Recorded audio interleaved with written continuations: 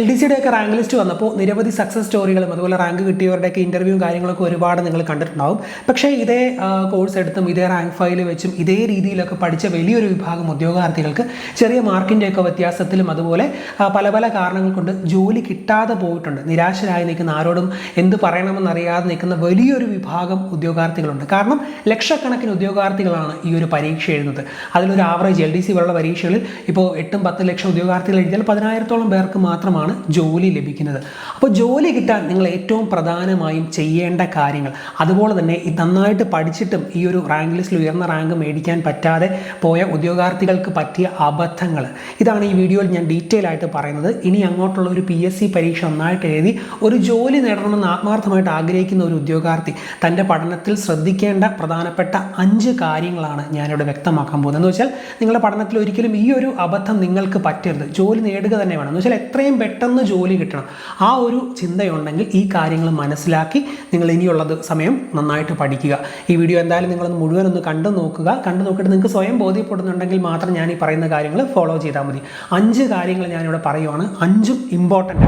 വീഡിയോയിലേക്ക് കടക്കുന്നതിന് മുമ്പ് ഒരു പ്രധാനപ്പെട്ട കാര്യം പറയാൻ പോവാണ്. ഇനി വരാൻ പോകുന്ന 2 പ്രധാനപ്പെട്ട 10th ലെവൽ തസ്തികകളാണ് ബെവ്കോ LDCയും അതുപോലെ വില്ലേജ് ഫീൽഡ് അസിസ്റ്റൻറ്റും.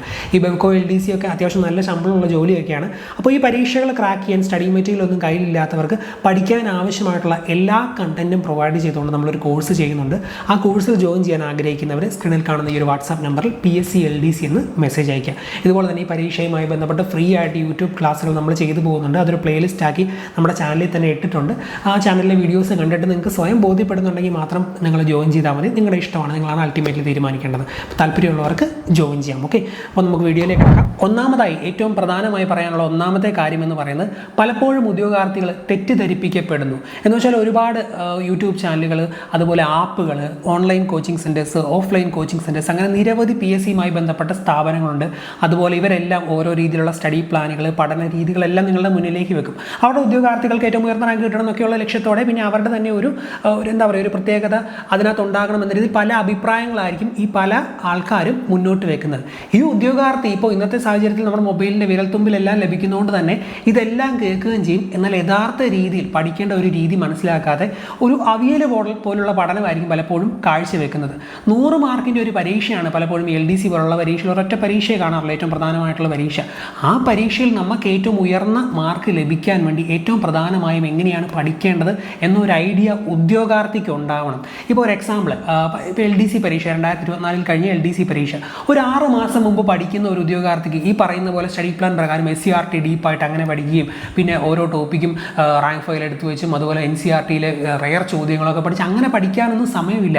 ഒരു 70 മാർക്കൊക്കെ ആവറേജ് ഉണ്ട്. ഏത് ജില്ലയിലാണെങ്കിലും ജോലി കിട്ടുന്ന 100% ഉറപ്പുള്ള ഒരു പരീക്ഷയാണ് LDC ഒക്കെ. അപ്പോൾ അതിന് ആ മാർക്ക് ലഭിക്കാൻ വേണ്ടിയുള്ള ഒരു സ്മാർട്ട് വർക്കാണ് നമ്മൾ ചെയ്യേണ്ടത്. ഞാൻ പരീക്ഷ നടക്കുന്നതിന് 6 മാസം മുമ്പ് ആവർത്തിച്ച് സ്റ്റഡി പ്ലാനുകളെല്ലാം പറഞ്ഞ ഒരു കാര്യം ഉണ്ടായിരുന്നു. PSC ഔദ്യോഗികമായിട്ട് ഓരോ ടോപ്പിക്കുമായി ബന്ധപ്പെട്ട ഇതുവരെ PSC ചോദിച്ചിട്ടുള്ള മുൻവർഷ ചോദ്യങ്ങളും പ്രധാനപ്പെട്ട പോയിന്റ്സും എല്ലാം ഉൾപ്പെടുത്തി സ്പെഷ്യൽ എഡിഷൻ PSC തന്നെ ഇറക്കിയിട്ടുണ്ട്.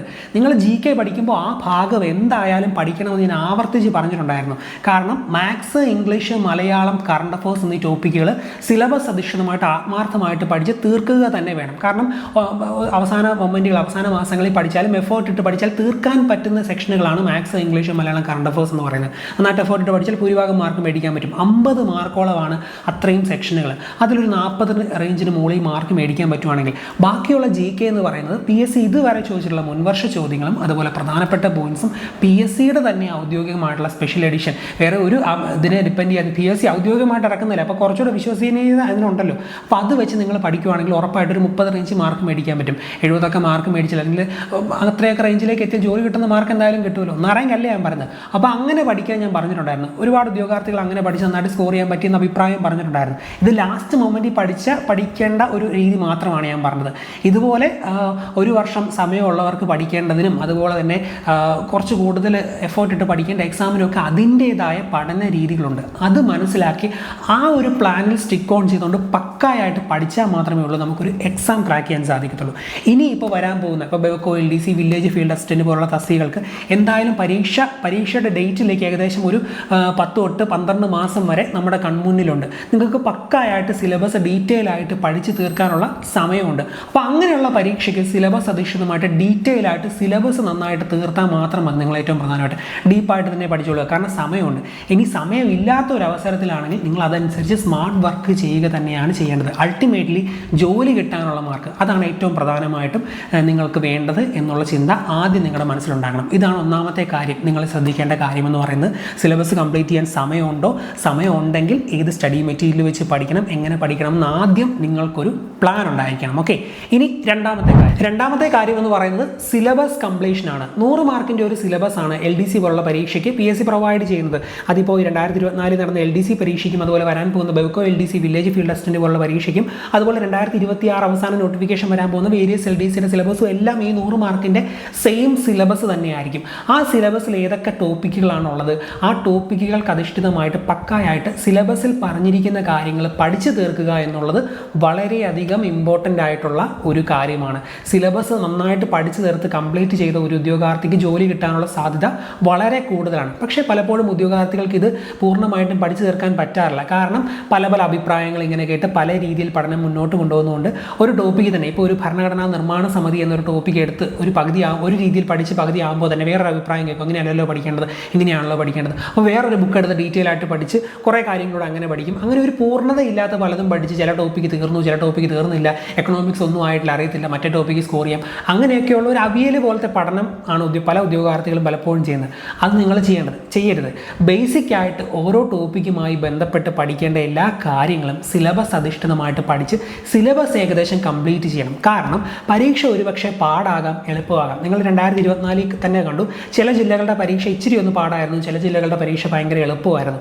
പരീക്ഷ പാടാണെങ്കിൽ പലർക്കും മാർക്ക് കുറവാണ് കിട്ടുന്നത്. കാരണം ആരും അങ്ങനെ അധികം ചോദ്യങ്ങൾ എഴുതാൻ പോകുന്നില്ല. എളുപ്പമാണെങ്കിൽ കൂടുതൽ സ്കോർ ചെയ്യും. അപ്പോൾ നമ്മൾ ചിലപ്പോൾ ചില ടോപ്പിക്കുകൾ പഠിച്ചില്ല എന്നുണ്ടെങ്കിൽ ചിലപ്പോൾ ആ ടോപ്പിക്കിൽ ഏറ്റവും ഈസി ആയിട്ടുള്ള ചോദ്യങ്ങൾ പരീക്ഷയ്ക്ക് വന്നാൽ അതുപോലെ നമുക്ക് എഴുതാൻ പറ്റിയില്ലെങ്കിൽ നമുക്കായിരിക്കും അവിടെ ഏറ്റവും നഷ്ടം വരുന്നത്. അതുകൊണ്ട് തന്നെ ഓരോ ടോപ്പിക്കുമായി ബന്ധപ്പെട്ട് ഞാൻ നേരത്തെ പറഞ്ഞാൽ പഠിക്കാൻ ആവശ്യമായിട്ടുള്ള ബേസിക് കാര്യങ്ങൾ പക്കായിട്ട് നിങ്ങൾ പഠിക്കണം. അതിന് ഏറ്റവും അനുയോജ്യമായിട്ട് ആദ്യം നിങ്ങൾ പഠിക്കേണ്ടത് ഓരോ ടോപ്പിക്കുമായി ബന്ധപ്പെട്ട് ടോപ്പിക് അധിഷ്ഠിതമായിട്ട് പഠിക്കേണ്ട പ്രധാനപ്പെട്ട പോയിന്റുകളെല്ലാം, ബേസിക് പോയിന്റുകളെല്ലാം പഠിക്കുക. പിന്നെ ആ ടോപ്പിക്കുമായി ബന്ധപ്പെട്ട് PSC ഇതുവരെ ചോദിച്ചിട്ടുള്ള മുൻവർഷ ചോദ്യങ്ങളും പക്കായായിട്ട് പഠിക്കുക. ഇത് എല്ലാ ഭാഗങ്ങളുമായി ബന്ധപ്പെട്ട് GKയിൽ നിങ്ങൾ പഠിക്കണം. ചരിത്രമാണെങ്കിലും ഭൂമിശാസ്ത്രമാണെങ്കിലും ധനതത്വശാസ്ത്രമാണെങ്കിലും ഇന്ത്യൻ ഭരണഘടനയാണെങ്കിലും എല്ലാ ടോപ്പിക്കുമായി ബന്ധപ്പെട്ട് PSC ഇതുവരെ ചോദിച്ചിട്ടുള്ള മുൻവർഷ ചോദ്യങ്ങളും അതുപോലെ ആ ടോപ്പിക്കുമായി ബന്ധപ്പെട്ട പ്രധാനപ്പെട്ട പോയിന്റുകളും പക്കായായിട്ട് പഠിക്കണം. ഇത്രയും പഠിച്ചാൽ തന്നെ ഏകദേശം സിലബസിലെ ഒരു 70% മുകളിൽ തീർന്നു എന്ന് പറയാൻ സാധിക്കും. അപ്പോൾ അങ്ങനെ GK അത്രയെങ്കിലും മിനിമം പഠിക്കണം. അതിനുശേഷമാണ് നിങ്ങൾ ഓരോ ടോപ്പിക്കുമായി ബന്ധപ്പെട്ട് കുറച്ച് ഡീറ്റെയിൽ ആയിട്ട് ഇപ്പോൾ എന്തെങ്കിലുമൊക്കെ പഠിക്കണം. ഇപ്പോൾ കോൺസ്റ്റിറ്റ്യൂഷൻ ആണെങ്കിൽ അതിൻ്റെ ഒരു അഡ്വാൻസ്ഡ് ബുക്കായ ലക്ഷ്മികാന്തിൻ്റെ ബുക്ക് വേണമെങ്കിൽ എടുത്ത് അതിനകത്ത് പ്രധാനപ്പെട്ട പോയിന്റ് ആ ടോപ്പിക്കുമായി ബന്ധപ്പെട്ട് പഠിക്കാം. അങ്ങനെയൊക്കെ നിങ്ങൾക്ക് പഠിക്കാൻ സാധിക്കുന്നത്. പക്ഷേ ഏറ്റവും ബേസിക് ആയിട്ട് പഠിക്കേണ്ട ഈ കാര്യങ്ങൾ പഠിച്ചിട്ടേ കുറച്ചുകൂടെ ഡീറ്റെയിലിങ്ങിലേക്ക് നിങ്ങൾ പോകാവുള്ളൂ. അതൊരു പ്രധാനപ്പെട്ട കാര്യമാണ്. പിന്നെ maths, English, Malayalam, current affairs എന്നീ ടോപ്പിക്കുകൾ 10th ലെവൽ പരീക്ഷയാണെങ്കിലും ഡിഗ്രി ലെവൽ പരീക്ഷയാണെങ്കിലും ഈ ടോപ്പിക്കുകൾ അത്യാവശ്യം പഠിച്ചാൽ ഞാൻ നേരത്തെ പറഞ്ഞ പോലെ സ്കോർ ചെയ്യാൻ സാധിക്കും. നിങ്ങൾക്ക് നന്നായിട്ട് ഈ ഭാഗങ്ങൾ പ്രാക്ടീസ് ചെയ്ത് തന്നെ പഠിക്കാൻ ശ്രമിക്കുക. ഇംഗ്ലീഷ് ഒന്നും ഭയങ്കരമായിട്ട് നിങ്ങൾക്ക് സംസാരിക്കാൻ അറിയാൻ മേലെ പോലും PSCയുടെ ഇംഗ്ലീഷ് നന്നായിട്ടൊന്ന് പ്രാക്ടീസ് ചെയ്ത് കുറച്ച് നിയമവും കാര്യങ്ങളൊക്കെ പഠിച്ച് ചോദ്യങ്ങൾ പ്രാക്ടീസ് ചെയ്താൽ ഫുൾ മാർക്ക് മേടിക്കാൻ പറ്റുന്നേ ഉള്ളൂ. വലിയ സീനൊന്നുമില്ല. അപ്പോൾ ആ ഭാഗങ്ങൾ നന്നായിട്ട് നിങ്ങൾ പഠിക്കുക. GK ഈ പറഞ്ഞ പോലെ പക്കായിട്ട് സിലബസ് അധിഷ്ഠിതമായിട്ട് കണ്ടന്റ് പഠിച്ചു തീർക്കുക. അങ്ങനെ ഓരോ ടോപ്പിക്കിൻ്റെയും സിലബസ് നിങ്ങൾ കറക്റ്റായിട്ട് പഠിച്ച് തീർക്കുകയാണെങ്കിൽ, സിലബസ് സെറ്റായിട്ട് പഠിക്കുകയാണെങ്കിൽ നിങ്ങൾക്ക് ഉറപ്പായിട്ടും ജോലി കിട്ടാനുള്ള സാധ്യത വളരെ കൂടുതലാണ്. പലർക്കും സിലബസ് കംപ്ലീറ്റ് ചെയ്യാൻ പറ്റാതിരുന്നത് വലിയൊരു തിരിച്ചടിയായി. കഴിഞ്ഞ LDC പോലുള്ള പരീക്ഷകളിൽ സിലബസ് കംപ്ലീഷൻ ഏറ്റവും പ്രധാനമാണെന്ന് മനസ്സിലാക്കുക. ഇനി മൂന്നാമത്തെ കാര്യം നിങ്ങൾ ശ്രദ്ധിക്കേണ്ട ഏറ്റവും പ്രധാനപ്പെട്ട കാര്യങ്ങളിൽ ഒന്നാണ് ഈ മൂന്നാമത്തെ കാര്യം എന്ന് പറയുന്നത് കൺസിസ്റ്റൻറ്റ് റിവിഷൻ എന്ന് പറയുന്ന കാര്യം. നമ്മളെല്ലാവരും ഒരുപാട് കാര്യങ്ങൾ പഠിക്കും. ഇപ്പോൾ ഞാൻ ക്ലാസ് എടുക്കാൻ പോലും ഇപ്പോൾ ഞാൻ തന്നെ നമ്മുടെ ചാനലിൽ കേരള ചരിത്രം ഫുള്ളായിട്ട് ഒരു സിംഗിൾ വീഡിയോ ഇട്ടിട്ടുണ്ട്. ഓരോ പരീക്ഷ കഴിയുമ്പോൾ പേഴ്സണലായിട്ട് എനിക്ക് മെസ്സേജ് വരും, ആ കേരള ചരിത്രം ഒറ്റ വീഡിയോ വെച്ച് മാത്രമാണ് ഞാൻ പഠിച്ചത്, എനിക്ക് ഫുൾ സ്കോർ ചെയ്യാൻ പറ്റി. അതുപോലെ ഇപ്പോൾ ഇന്ത്യൻ ഭരണഘടന നിങ്ങളുടെ ഒറ്റ വീഡിയോ വെച്ചാണ് ഞാൻ പഠിച്ചത്, എനിക്ക് ഫുൾ സ്കോർ ചെയ്യാൻ പറ്റി. അങ്ങനെയൊക്കെ ഉള്ളത് ഈ ഇന്ത്യൻ ഭരണഘടന, കേരള ചരിത്രമൊക്കെ ഇത്രയും ഡീറ്റെയിൽ ആയിട്ടുള്ള വലിയ വീഡിയോ ഇട്ട എന്നോട് ഇപ്പോൾ അതിൽ നിന്ന് പെട്ടെന്ന് ഇടയ്ക്കുന്ന എടുത്തൊരു ചോദ്യം ചോദിച്ചാൽ എനിക്ക് ഉത്തരം കാണുന്നില്ല. അത് ഞാനത് പഠിപ്പിച്ചാണോ, എനിക്ക് തന്നെ സംശയമായിരിക്കും. കാരണം നമ്മളിതെല്ലാം മറന്നു പോകും. അതൊരു വലിയ മനുഷ്യൻ്റെ ഒരു ഇതാണ്, ഒരു ബ്ലെസ്സിങ്ങുമാണ്, എന്നാൽ ഒരു പ്രശ്നവുമാണ് ഇതുപോലുള്ള മത്സര പരീക്ഷയുടെ കാര്യങ്ങൾ വരുമ്പോൾ മറവി എന്ന് പറയുന്നത്. അപ്പോൾ മറന്നു പോകാതിരിക്കണമെങ്കിൽ അറ്റ്ലീസ്റ്റ് പരീക്ഷ വരെയെങ്കിലും നമ്മൾ ഓർത്തിരിക്കണമെങ്കിൽ നമ്മൾ കൺസിസ്റ്റൻ്റ് ആയിട്ട് പഠിച്ച കാര്യങ്ങൾ റിവിഷൻ ചെയ്തേ പറ്റത്തുള്ളൂ. റിവിഷൻ ചെയ്ത് പഠിച്ചാൽ മാത്രമേ ഉള്ളൂ നമ്മൾ ഓർത്തിരിക്കത്തുള്ളൂ. അതുകൊണ്ട് തന്നെ നിങ്ങൾ ഇന്നൊരു കാര്യം പഠിക്കുകയാണെങ്കിൽ, ഇപ്പം കേരള ചരിത്രത്തിൽ ഒരു കാര്യമാണ് ഇന്ന് പഠിക്കുന്നതെങ്കിൽ ഒരു 2 ദിവസം കഴിഞ്ഞാൽ അത് ചിലപ്പോൾ ഒരു 2 മിനിറ്റ് മതിയായിരിക്കും നിങ്ങൾക്ക് മൊത്തത്തിലൊന്ന് വായിച്ച് റിവിഷൻ ചെയ്യാൻ. റിവിഷൻ ചെയ്യുക തന്നെ വേണം, അല്ലെങ്കിൽ മറന്നു പോവുക തന്നെ ചെയ്യും. ഇതുപോലെ പഠിക്കുന്ന കാര്യങ്ങളെല്ലാം ഓരോ ആഴ്ചയിലും റിവിഷന് വേണ്ടി ഒരു സമയം മാറ്റി വെച്ച് ആ ആഴ്ചയിൽ പഠിച്ച കാര്യങ്ങൾ റിവിഷൻ ചെയ്യുകയും അതുപോലെ തന്നെ അതിന് മുമ്പത്തെ ആഴ്ചകളിലും ദിവസങ്ങളിലും മാസങ്ങളിലും ഒക്കെ പഠിച്ച കാര്യങ്ങളും റിവിഷൻ ചെയ്ത് സെറ്റാക്കി നമ്മുടെ തലയിൽ അങ്ങ് അടുക്കി വെച്ചോണം. എങ്കിൽ മാത്രമേ ഉള്ളൂ നമുക്ക് മറന്നു പോകാത്ത പരീക്ഷയ്ക്ക് അത് പ്രയോഗിക്കാൻ സാധിക്കുള്ളൂ. കുറേ പ്രാവശ്യം ഇങ്ങനെ കൺസിസ്റ്റൻ്റ് ആയിട്ട് റിവിഷൻ ചെയ്ത് മുന്നോട്ട് പോകുമ്പോൾ പിന്നെ നമുക്ക് ആ റിവിഷൻ ചെയ്യാൻ പോലും സമയം വേണ്ടി വരത്തില്ല. നമ്മൾ ഓർത്താൽ തന്നെ ചിലപ്പോൾ നമുക്ക് കിട്ടും. ചിലർ ഭിത്തിയിലൊക്കെ എഴുതിയിട്ട് പോയിന്റുകൾ എഴുതിയിട്ട് ഇന്ന കാര്യം ഓർക്കാൻ വേണ്ടി ഇന്ന കോഡ് എന്നൊക്കെ പറഞ്ഞ് എഴുതിയിട്ട് അങ്ങനെയൊക്കെ പഠിക്കുന്നവരുണ്ട്. എങ്ങനെ വേണമെങ്കിലും റിവിഷൻ ചെയ്യാം, നിങ്ങളുടെ ഇഷ്ടമാണ്. പക്ഷേ കൺസിസ്റ്റൻ്റ് ആയിട്ടുള്ള റിവിഷൻ വിജയത്തിലെ ഏറ്റവും പ്രധാന ഒരു ഘടകം ആണ്. ഈ PSC പരീക്ഷകളിൽ നമ്മൾ പഠിച്ച കാര്യങ്ങൾ ഓർത്തിരിക്കണമെങ്കിൽ റിവിഷൻ ചെയ്തേ പറ്റത്തുള്ളൂ. ഇല്ലെങ്കിൽ പരീക്ഷ ഹോളിലേക്ക് ചെല്ലുമ്പോൾ ഓപ്ഷൻ കാണുമ്പോൾ ഈ ഓപ്ഷനാണോ ആ ഓപ്ഷനാണോ ഇതിനെ ഞാൻ പഠിച്ചതാണല്ലോ ഇതേതാണ് എന്ന് വെച്ച് ലാസ്റ്റ് കറക്കി കുത്തി നെഗറ്റീവ് മാർക്ക് വരികയും ചെയ്യും, നമ്മൾ റാങ്ക് ലിസ്റ്റിൽ നിന്ന് പുറത്തു പോവുകയും ചെയ്യും. അതുകൊണ്ട് കൺസിസ്റ്റൻ്റ് ആയിട്ടുള്ള റിവിഷൻ ഓർത്തിരിക്കുക. അടുത്ത ഒരു പ്രധാനപ്പെട്ട ഘടകമെന്ന് പറയുന്നത് നെഗറ്റീവ് മാർക്ക്. പലരും ശ്രദ്ധിക്കാത്ത ഒരു കാര്യമാണത്. ചില ഉദ്യോഗാർത്ഥികളൊക്കെ നന്നായിട്ട് പരീക്ഷ എഴുതി ശ്രദ്ധിച്ചെഴുതി ശരി ഉത്തരം മാത്രം എഴുതി മുന്നോട്ട് ചെന്നിട്ട് പരീക്ഷയുടെ ഏറ്റവും ലാസ്റ്റ് മൊമെൻറ്റിൽ ഇത്രയൊക്കെ കിട്ടിയാൽ മതിയോ, കുറച്ചുകൂടെ കറക്കി കുത്താമെന്ന് വിചാരിച്ച് കുറേ അങ്ങ് കറക്കി കുത്തും. ചിലപ്പോൾ റാങ്ക് ലിസ്റ്റിൽ എത്തുന്ന ജോലി കിട്ടുന്ന ഒരു മാർക്കിലായിരിക്കും അവർ എത്തി നിൽക്കുന്നത്. ആ കറക്കിക്കുത്തിലൂടെ ആയിരിക്കും അവർ പുറത്തു പോകുന്നത്. ഈ 1/2 മാർക്ക് 1 മാർക്കിലൊക്കെ ഒരുപാട് റാങ്ക് വ്യത്യാസം വരും. ഞാൻ പറയാതെ തന്നെ നിങ്ങൾക്കറിയാം ഒരു റാങ്ക് വ്യത്യാസം തന്നെ വന്നാൽ തന്നെ നിയമനം എന്തുമാത്രം മാറുമെന്ന്. അതുകൊണ്ട് നെഗറ്റീവ് മാർക്ക് മാക്സിമം ഒഴിവാക്കാൻ ശ്രമിക്കുക. കറക്കിക്കുത്തി ബുദ്ധിപരമായിട്ട് കുത്തുന്നവരൊക്കെ ഉണ്ട്. അതിനൊക്കെ കുറേ പഠിച്ച് ആ ഒരു എക്സ്പീരിയൻസ് ആവണം പരീക്ഷകളൊക്കെ എഴുതി. നമുക്കങ്ങനെ ഇനിയുള്ള കാലത്ത് കുറേ എഴുതാനും സമയമില്ല. അതുകൊണ്ട് ശരി ഉത്തരം എന്ന് ഉറപ്പുള്ളത് മാത്രം എഴുതി പോവുക. റാങ്ക് ലിസ്റ്റിൽ ജോലി കിട്ടുന്ന ഒരു റാങ്കാണ് നമ്മുടെ ഏറ്റവും ഇമ്പോർട്ടൻ്റ് ആയിട്ടുള്ള കാര്യം. അതുകൊണ്ട് മാക്സിമം നെഗറ്റീവ് മാർക്ക് ഒഴിവാക്കാൻ ശ്രമിക്കുക. ശരി ഉത്തരമെന്ന് പൂർണ്ണ ബോധ്യമുള്ളത് മാർക്ക് ചെയ്ത് പരീക്ഷ എഴുതി പോവുക. ശരി ഉത്തരമെന്ന് പൂർണ്ണ ബോധ്യമുള്ളത് മാർക്ക് ചെയ്ത് കൂടുതൽ ചോദ്യങ്ങൾ ചെയ്യണമെങ്കിൽ ഏറ്റവും പ്രധാനമായിട്ടും ചെയ്യേണ്ടത് സിലബസ് കംപ്ലീഷനും അതുപോലെ റിവിഷനുമാണ്. അത് പക്കായിട്ട് ചെയ്തു പോയാൽ തന്നെ നമുക്ക് നല്ല സ്കോർ നേടാൻ സാധിക്കും. പിന്നെയും പല ഉദ്യോഗാർത്ഥികളും അവർക്കൊരു സ്വയം ഒരു ടെൻഡൻസി ഉണ്ട് ചുമ്മാ അങ്ങ് കുത്താൻ ഏറ്റവും ലാസ്റ്റ് നല്ല സ്കോർ കിട്ടുന്ന ലെവലിലേക്ക് എത്തിയിട്ട് നെഗറ്റീവ് കറപ്പിച്ച് കുറേ എണ്ണം കളയും. അങ്ങനെ സംഭവിക്കരുത്. നന്നായിട്ട് വീട്ടിൽ ഇരുന്ന് പഴയ ചോദ്യപേപ്പർ എടുത്ത് വെച്ച് പ്രാക്ടീസ് ചെയ്ത് നെഗറ്റീവ് അടിക്കുന്നുണ്ടോ എന്നൊക്കെ ചെയ്ത് നോക്കി നമ്മുടെ ആ ഇത് കുറയ്ക്കണം. മാക്സിമം നെഗറ്റീവ് മാർക്ക്, ജോലി കിട്ടുന്ന റാങ്കും മാർക്കും, അതാണ് ഏറ്റവും പ്രധാനപ്പെട്ട കാര്യം. അതുപോലെ ഏറ്റവും അവസാനമായിട്ട് നിങ്ങൾ ശ്രദ്ധിക്കേണ്ട ഒരു പ്രധാനപ്പെട്ട കാര്യമാണ് മുൻവർഷ ചോദ്യങ്ങൾ അഥവാ പ്രീവിയസ് ക്വസ്റ്റ്യൻസ്. പലരും പറയുന്നത് ഞാൻ കേട്ടിട്ടുണ്ട്, നിങ്ങൾ കഴിഞ്ഞ പരീക്ഷകളൊക്കെ കണ്ടല്ലോ, പ്രീവിയസ് ചോദ്യത്തിൻ്റെയൊക്കെ കാലം കഴിഞ്ഞു, ഇപ്പോൾ ഇങ്ങനെയാണ് പഠിക്കേണ്ടത്, ഈ SCRT പഠിക്കും, ഞങ്ങളുടെ ഈ ബുക്ക് പഠിക്കും. എല്ലാം ഒരു രീതി മാർക്കറ്റിംഗ് ഒക്കെയാണ്. പ്രീവിയസ് ചോദ്യങ്ങളുടെ കാലമൊന്നും കഴിഞ്ഞിട്ടൊന്നുമില്ല. PSC ഇപ്പോഴും ചോദിക്കുന്നത് ഈ മുൻവർഷ ചോദ്യങ്ങളിൽ നിന്ന് വലിയൊരു വിഭാഗം ചോദ്യങ്ങൾ വരുന്നുണ്ട്. നിങ്ങൾക്കത് മനസ്സിലാക്കാൻ വേണ്ടി ഞാൻ ചെറിയൊരു എക്സാമ്പിൾ പറയാം. ഈ 2024 നടന്ന LDC പരീക്ഷയുടെ ചോദ്യപേപ്പർ എടുത്തിട്ട് നിങ്ങൾ അതുപോലെ തന്നെ ഇതിന് മുമ്പത്തെ 2024 തന്നെ ഇറങ്ങിയ PSCയുടെ തന്നെ PSC ബുള്ളറ്റിൻ ഒരു സ്പെഷ്യൽ എഡിഷൻ ഉണ്ട്. PSC തന്നെ ഔദ്യോഗികമായിട്ട് ഇറക്കുന്ന. അത് PSC ഇറക്കുന്ന ആയതുകൊണ്ട് പലരും അങ്ങനെ പ്രൊമോട്ടൊന്നും ചെയ്യുന്നില്ല. കാരണം അത് ഒരു പബ്ലിക്കേഷനൊന്നുമല്ലോ, PSC തന്നെ ഇറക്കുന്നതല്ലേ. പക്ഷെ നമുക്കത് വിശ്വസിച്ച് അതുപോലത്തെ കാര്യങ്ങൾ ലാസ്റ്റ് മൊമെൻറ്റിൽ പഠിച്ച് പക്കായിട്ട് പഠിക്കാം. PSC തന്നെ ഇതുവരെ വർഷങ്ങളായിട്ട് ചോദിക്കുന്ന മുൻവർഷ ചോദ്യങ്ങളെല്ലാം ബുള്ളറ്റ് പോയിന്റുകളായിട്ടാണ് അതിനകത്ത് കൊടുത്തേക്കുന്നത്. ഒരു എക്സാമ്പിൾ, ഭൗതികശാസ്ത്രം അല്ലെങ്കിൽ രസതന്ത്രം ഒക്കെ ഉൾപ്പെടുന്ന സയൻസ് എന്ന് പറയുന്ന സെക്ഷൻ എടുത്ത് വെച്ചിട്ട് ഈ LDC പരീക്ഷയിലെ വിവിധ ഘട്ടങ്ങളായിട്ട് നടന്ന സയൻസ് ചോദ്യങ്ങളെല്ലാം നിങ്ങളൊരു പേപ്പറിലേക്ക് അല്ലെങ്കിൽ ഒരു PDF ആക്കി മാറ്റി വെച്ചിട്ട് ഈ ഭാഗങ്ങളിൽ നിന്ന് ആ പോയിന്റുകളുണ്ടോ എന്ന് നോക്കുക. സ്റ്റേറ്റ്മെൻറ്റ് ചോദ്യമാണെങ്കിലും വൺ വേർഡ് ചോദ്യമാണെങ്കിലും ഈ സ്റ്റേറ്റ്മെൻറ്റുകളിലുള്ളത് വൺ വേർഡിലുള്ളതൊക്കെ ആയിട്ടുള്ള പോയിന്റുകൾ ഈ ബുള്ളറ്റിൻ്റെ ഈ എഡിഷനിൽ ഉണ്ടോ എന്ന് നോക്കുക. ആ ബുള്ളറ്റിന് ഇറക്കിയേക്കുന്ന തന്നെ ഞാൻ പറഞ്ഞ പോലെ PSC ഇതുവരെ ചോദിച്ചിട്ടുള്ള മുൻവർഷ ചോദ്യങ്ങളും പ്രധാനപ്പെട്ട പോയിന്റ്സും വെച്ചാണ് ഇത് ഇറക്കിയിരിക്കുന്നത്. ഉണ്ടോ എന്ന് നോക്കുമ്പോൾ തന്നെ നിങ്ങൾക്ക് മനസ്സിലാവും വലിയൊരു ശതമാനം ചോദ്യങ്ങൾ 80%, 90% മുകളിൽ ചോദ്യങ്ങൾ ഇതിൽ നിന്ന് തന്നെയാണ് വരുന്നത്. കാരണം മുൻവർഷ ചോദ്യങ്ങൾക്ക് അത്രയധികം ഇമ്പോർട്ടൻസ് ആണ്. സിലബസ് പക്കായിട്ട് കംപ്ലീറ്റ് ചെയ്യാൻ പറ്റാത്ത ഒരാൾക്ക് പോലും നല്ല രീതിയിൽ മുൻവർഷ ചോദ്യങ്ങൾ പഠിച്ചാൽ ജോലി കിട്ടുന്ന ലെവലിലേക്ക് എത്തും. പിന്നെ അത് ഏറ്റവും ലാസ്റ്റ് പരീക്ഷയുടെ ഒരു അവസാന നാളുകളിൽ അവസാന മാസങ്ങളിൽ ക്രാഷ് കോഴ്സ് പോലെ നമ്മൾ പലരും റെക്കമെൻഡ് ചെയ്യാറുള്ളൂ. കാരണം ഇത് മാത്രം പിള്ളേർ പഠിച്ചുകൊണ്ടിരുന്നത് ചിലപ്പോൾ റാങ്ക് മേക്കിംഗ് രീതി പുറത്തുനിന്ന് മാത്രം വന്നാൽ ഉത്തരം എഴുതാൻ പറ്റിയില്ലെങ്കിലോ എന്നൊക്കെയുള്ള ചിന്തയിലാണ്. പക്ഷേ ഇത് പഠിച്ചേ പറ്റത്തുള്ളൂ, ഇമ്പോർട്ടൻ്റ് ആണ്. ഓരോ ടോപ്പിക്കുമായി ബന്ധപ്പെട്ട് ഈ PS തന്നെ ചോദിച്ചിരിക്കുന്ന മുൻവർഷ ചോദ്യങ്ങൾ നമ്മുടെ മുമ്പിൽ ഇരിക്കുന്ന ഏറ്റവും വലിയ ഡേറ്റയാണ്. അത് പഠിച്ചിട്ടേ നിങ്ങൾ അടുത്ത പരീക്ഷകളിൽ പോകാവുള്ളൂ.